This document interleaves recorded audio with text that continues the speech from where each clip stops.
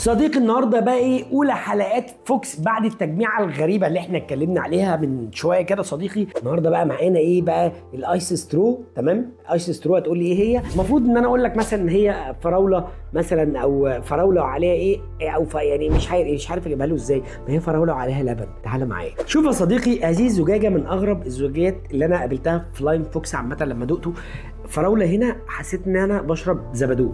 تعالوا بس الاول ندوق مع بعض عشان نفهم الدنيا فيها ايه، لان انا كنت فاكر ان هي ايس سترو وعليها الذئب اللي اهو في ذئب كده او ثعلب، بس ثعلب متحول. حلو الكلام. وموجود وراه الفراوله ومفيش وراه غير تلج، فانا قلت دي عصير فراوله ساقع. ده الانطباع الاول اللي جالي منها. بس تعالوا نجرب الانطباع دلوقتي لان انا جربته وفهمت. عشان التجربه تكمل يا صديقي هنجرب على الايجس كيو، وده جهاز ما نزلتش مصر كتير، بس جهاز من جيك فيب حكايه وتحفه. لينا فيه كلام بعدين. سحر ليل والنهار بريبيتي.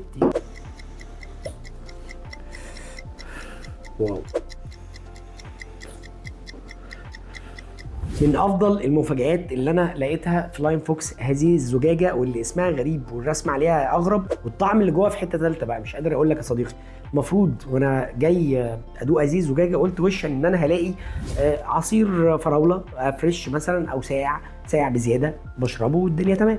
لا، اللي انا لقيته هنا غير يا صديقي. اللي انا لقيته هنا لقيت ان انا بشرب زبادو فراوله ساقع في حته نعناع كده جامده جدي. يعني بص، جامده من الاخر، حاجه كده يعني ايه من المفيد منه، ما يتقالش غير كده. بجد يا صديقي ازازه لازم تجربها من فوكس اسمها ايس سترو. يعني بطلب تفسير من اصحاب لاين فوكس، بس هي حلوه يعني ما يتقالش عليها غير كده. من الاخر انا هقوم اجيب فين لابويا.